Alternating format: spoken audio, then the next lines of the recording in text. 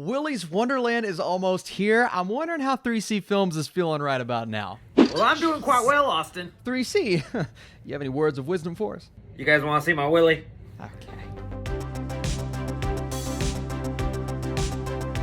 What is up, Flick fans? Welcome back to my channel. Willys Wonderland is just an incredible concept. I've been hyped about this for a long time. It's like the ultimate B movie. Nick Cage in a Chuck E. Cheese.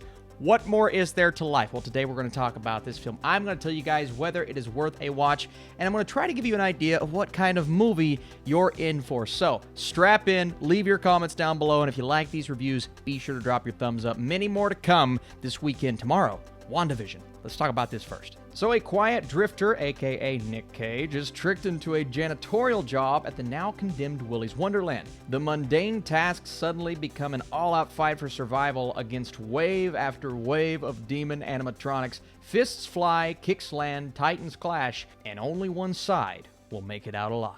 Written by G.O. Parsons, directed by Kevin Lewis, this is a film I've been hyped about for quite a while thanks to my pal 3C Films, but also because it's just a cool concept. And where does Nicolas Cage thrive? Some of the time. It's these lower budget crazy movies. You had Mandy a few years ago, which I genuinely thought was a solid film. And then more recently at Sundance, Prisoners of the Ghostland, which I watched. I can't wait for you all to watch. It is pure, unadulterated Nicolas Cage madness. The one-liners in that movie trump everything we've ever seen. This film, and I'll go ahead and tell you right now, you're not going to get many one-liners from Nick Cage. You know why? Because the guy doesn't really say anything. Throughout the entire film, he's almost completely silent, and part of me was really frustrated and bummed out because I believe Nicolas Cage is the ultimate form of himself when he's spouting out this nonsensical dialogue, but he's doing it in an entertaining way. But he didn't really get the opportunity to do that. Now, does he still do enough to convey what he needs to convey in this film without having to say much? Absolutely. Just the looks and some of the moments that we get with him doesn't really need to say a word. But if I do have some complaints about this film, and we'll get into that, that's the biggest one just because, well, partially why I'm here is because of Nicolas Cage. But before we talk about what didn't work, I want to talk about what works and what I think a lot of people are going to be so satisfied with, and that is the practicality of the effects here. The animatronics are incredible. They even veer into CGI territory at times, and I was a little nervous because obviously low-budget movie, kind of a B-level horror film.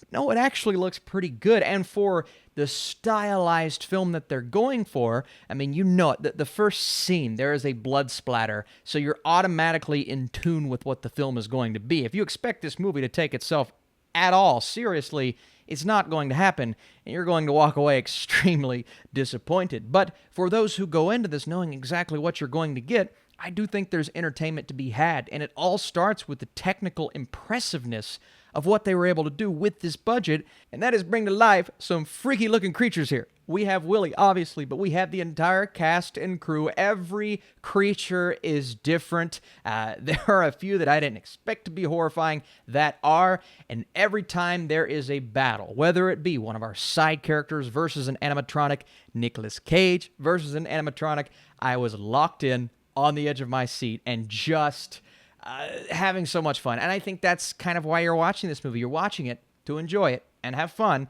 and that's exactly what I was doing. In terms of moments, there's a moment where the animatronic kind of crawls up and down the wall, going back to the CGI. I thought it wouldn't work. It actually worked. There's a chase through, and we've seen it before. You're kind of crawling through the ventilation systems, and you're being chased by somebody or something. But in this case, you have this freaky-looking animatronic kind of going all through the vents, and you're kind of crawling for your life.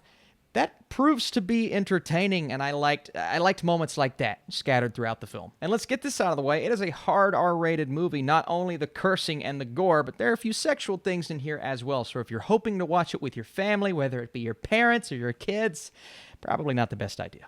And this is a weird positive. There are cleaning montages where Nicolas Cage is just kind of, because he's hired to be the janitor, so he's got to clean some stuff up. And something about him was like really therapeutic. Watching Nick Cage montage his way through this building, cleaning everything up, whether it be the graffiti or the writing on the wall. I'm like, I don't know why I like it, but I do. But within the fun of this film, there are some huge glaring issues that don't keep me from having a good time with it, right? You're in it for the entertainment. But they are issues that I have to point out because, film critic, you got to criticize a little bit. First thing, there is a huge continuity error early on in the film. I don't know how they missed this. Honestly, if you're watching and you blink, you may miss it, but there's a moment a bit later in the movie where something happens to his face and he has to put tape on it. Way before that scene happened, clean-faced Nicolas Cage is doing a few things in the kitchen, and then one random shot featured his face with tape on it. And I didn't know where that came from. I'm like, why is there tape on his face? And then later on it happened, so I'm like, continuity. Ooh, man, that really bugged me. But then you have the supporting cast. Nicolas Cage didn't have to do too much. Some of the adult characters, they were good. But then you have the kids, right? And our lead, she is compelling enough. It's the supporting cast around her. They come in, there's an aspect of the story where they have to sort of help out. And there's one character, I won't say which one, because this is kind of a really mean critique. The acting's really bad. And I'm talking like some of the worst acting I've seen in a long, long time. And again, it's not the kind of movie you're going to be able to get huge actors, great actors, but oh man, I don't know what they were trying to do, but it wasn't good. And then the characters are just kind of making ridiculous decisions. They're in this creepy building where all this terrifying stuff is happening, and they decide to get jiggy with it, right in the middle of everything. I mean, who cares? Let's just do it. And sometimes that's why you're watching a horror movie, to see characters make bad decisions. But when I say bad decisions, I mean some of the worst decision-making you will ever see in a horror movie. It was ridiculous. And I was like, and I know it's not a realistic movie, and they try to go into the lore and explore the backstory and all this stuff. And I'm just like, it doesn't really make sense. A lot of unanswered questions, but that decision really irked me. And then even questions beyond that. It's like, why does Nicolas Cage not care that these things are coming to life around him? Why does he continue to go back and play pinball in the midst of this madness? And I'm just like, I want to know. Maybe if he said a word, I would understand his mindset. But nothing. I just imagine it being Nicolas Cage. He's not playing a character. It is literally the actor, Nicolas Cage, just kind of stumbling on into this situation. So my biggest piece of advice here is know the kind of movie that you're in for. You will be left with questions. You will want more from a story perspective.